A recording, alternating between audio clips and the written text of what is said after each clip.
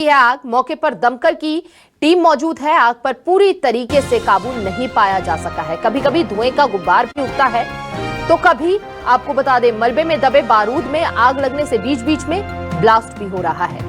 NDRF और SDRF की टीमें राहत बचाव में जुटी हुई हैं। मलबे के ढेर को अब प्रशासन समेटने में जुटा हुआ है। रेस्क्यू टीम अब मलबे को हटाकर लोगों को तलाशने में जुटी हुई है।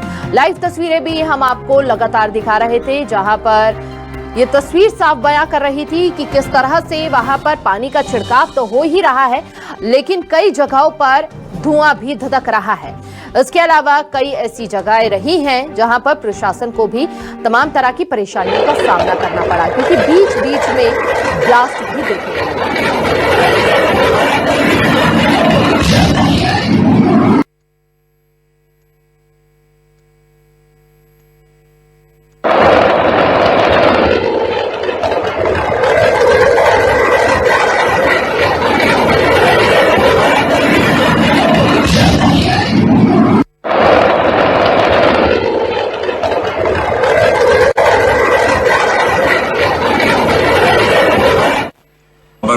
सबसे पहले रेस्क्यू ऑपरेशन चलाया गया और अभी हम लोगों ने सारंगपुर से जो घटना के मुख्य दो आरोपी हैं सोमेश अग्रवाल और आयुष अग्रवाल को पुलिस कस्टडी में ले लिया। किन धाराओं में सर मामला दर्ज किया गया है? धारा 304, 308, 34 आईपीसी और धारा 3 विस्फोटक अधिनियम 1908। और ज्यादा जानकारी के साथ संवाददाता शब्बीर हमारे साथ जुड़ चुके हैं। शब्बीर, एक बार फिर से मैं चाहूंगी कि आप दर्शकों को तस्वीरें दिखाइए, क्योंकि कई ऐसी जगह है जहां पर अभी भी धुआं धधक रहा है, आग धधक रही है। और क्योंकि इससे पहले भी आप तस्वीरें दिखा रहे थे जहां पर प्रशासन पानी का भी छिड़काव कर रहा था। देखिए हिमानी, ये कह सकते हैं अब यहाँ की जो तस्वीर अभी तक हम देख रहे थे वो अब यहाँ पर मलबे को समेटने की तैयारी की जा रही है प्रशासन की तरफ से। और हमारे जो सहयोगी राकेश कह रहे थे कि नियमों का उल्लंघन हो रहा है पूरे प्रदेश में। यहाँ तो नियमों की धज्जियां उड़ रही थी हिमानी, कहीं पर भी किसी भी तरीके से कोई भी सेफ्टी यहाँ पर नहीं थी, कोई भी सुरक्षा की व्यवस्था नहीं थी।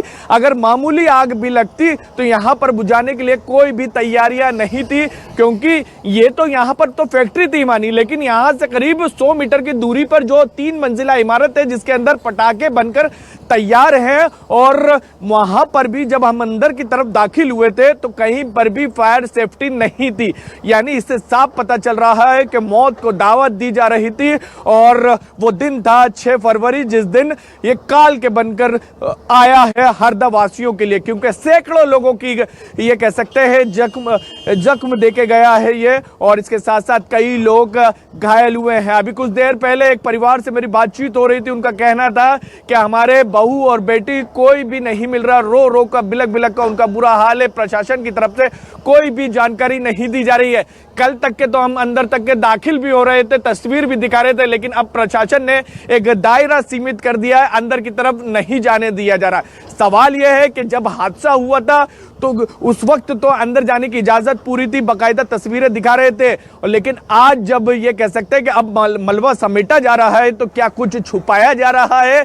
क्योंकि आंकड़े जो है, मौत का आंकड़ा जो है वो शाम 7 बजे आखिरी बार रिलीज किया गया था, जिसके अंदर हिमानी 11 लोगों की मौत बताई गई थी। लेकिन उसके बाद हमने रेस्क्यू टीम के जो सदस्य हैं ऑफ कैमरा बातचीत की गई तो उनका कहना था कि रात को भी कुछ अवशेष मिले हैं लाशों के, और उससे ये साफ पता चलता है कि ना मौतें और हुई हैं। लेकिन प्रशासन की तरफ से सीधे तौर पर यह कह सकते हैं कि आंकड़ों की सही जानकारी नहीं दी जा रही है। कुछ देर बाद दी जाएगी वो अलग बात है, लेकिन कई लोग अभी भी यहाँ पर लापता है। अब कल तक के हम बात की जाए, जो कैमरा पर्सन भरत ये तस्वीर दिखा रहे हैं, कल तक के यहाँ पर कोई भी प्रवेश नहीं कर पा रहा था, लेकिन अब जो है वो पूरी तरीके से मलबे को हटाया जा रहा है। तो रेस्क्यू टीम अब अंदर की तरफ दाखिल हुई है और अब मलबा हाथ से भी हटाया जा रहा है कि कहीं किसी की लाश तो नहीं है, क्योंकि बताया जा रहा है कि यहीं पर ही सबसे महत्वपूर्ण जगह थी जहां पर सबसे ज्यादा लोग थे। लेकिन इन सब के बीच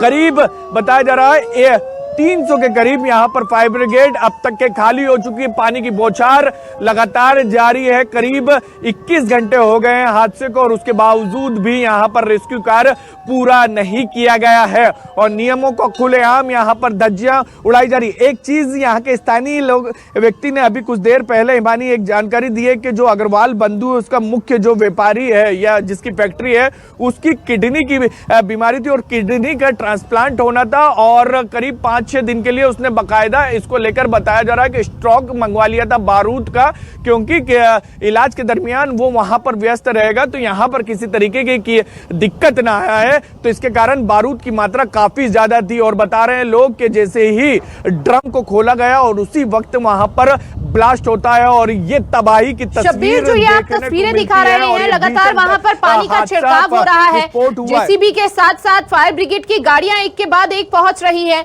क्या अभी भी धधकती हुई आगे जो है वो बयां कर रही है कल के हादसे को? बिल्कुल हिमानी, यहाँ पर सही कह रही हैं आप। ये बर्बादी की तस्वीर यहाँ पर ये बता रही है कि किस तरीके का उस वक्त का मंजर, खौफनाक मंजर होगा, क्योंकि अभी भी 21 घंटे बीतने के बावजूद भी कई बीच बीच में आग की लपटें देखने को मिल रही है। इसके साथ साथ जो बारूद है, जो मलबे के ढेर के अंदर दबा हुआ है, उसके अंदर आग लगती है और फिर ब्लास्ट की तस्वीर भी देखने को मिलती है। और शब्बीर, चूंकि आप बता रहे थे कि आपने स्थानीय लोगों से भी बात की और कुछ लोग कह रहे थे कि अभी भी उनके जो कह लीजिए कि उनके जो परिजन थे वो अभी भी लापता हैं, कुछ लोग ऐसे अपने जो लापता हैं, ऐसे में कई ऐसे भी शव बरामद हुए हैं जो शत विशत परिस्थिति में पड़े थे। उन्हें पहचान पाना बेहद मुश्किल था। धमाका इतनी जोरदार था कि परखच्चे घर के, गाड़ी के, क्या इंसानों के भी उड़ते हुए नजर आए। देखिए हिमानी, एक तस्वीर दिखाता हूं। इस कार की तस्वीर देख के आप अंदाजा लगा लीजिए कि यहां पर उस वक्त कितना भयावह हादसा हो। पूरी तरीके से जल के राख हो चुकी है। कहीं से भी ये लग नहीं रहा है कि ये एक कार थी और इसका अंदाजा लगाइए कि आगे का पूरा हिस्सा, पीछे का हिस्सा, अंदर का हिस्सा पूरी तरीके से क्षतिग्रस्त हो चुका है और जो आप कह रही हैं बिल्कुल शत विशत हो चुकी है। कई लाशें, क्योंकि रात को बताया जा रहा है कि कई बॉडियां निकाली गई हैं, लेकिन किसी का हाथ, किसी का पैर, मतलब इतना भयावह मंजर है यहाँ का, इतना रोंगटे खड़े कर दे माने हृदय विदारक तस्वीरें देखने को मिल रही है कि हम दर्शकों को दिखा भी नहीं सकते हैं। और इन सब के बीच प्रशासन की बात की जाए तो प्रशासन अब मलबा सपेटने में जुटा हुआ है। एक लापरवाही और देखने को मिली रेस्क्यू टीम की तरफ से हिमानी। ये कह सकते हैं कि रेस्क्यू टीम जरूर जुटी हुई है, प्रशासन जुटा हुआ, सरकार जुटी हुई, लेकिन जो मलबा हटाया जा रहा था रात के समय भी हमने देखा था, सुबह के समय भी हम देख रहे हैं यहाँ पर, तो जब वहां पर जेसीबी पहुंचती है मलबा हटाने के लिए तो आगे की तरफ कोई भी रेस्क्यू टीम में का कोई भी सदस्य नहीं रहता है कि अगर कोई लाश हो गई या फिर कोई जीवित व्यक्ति होगा तो उसको निकाला जाए। बिल्कुल नहीं, सिर्फ जेसीबी का पंजा चलता है और मलबा एक तरफ से उठाकर दूसरी तरफ पटक दिया जा रहा है। यानी सीधे तौर पर यह कह सकते हैं कि रेस्क्यू के ऊपर सवाल भी उठ रहे हैं। लेकिन इन सब के बीच आज देखना होगा ये चीज कि किन किन अधिकारियों पर कार्रवाई की जाती है, क्योंकि 200 एकड़ में ये जो फैक्ट्री फैली हुई थी ये रिहायशी इलाके में फैली हुई थी। स्थानीय जो यहाँ के विधायक हैं आर.के. दोगने, उन्होंने सीधे तौर पर यह आरोप लगाया कि राजनीतिक संरक्षण था तभी इस तरीके की फैक्ट्री चल रही थी। 2 साल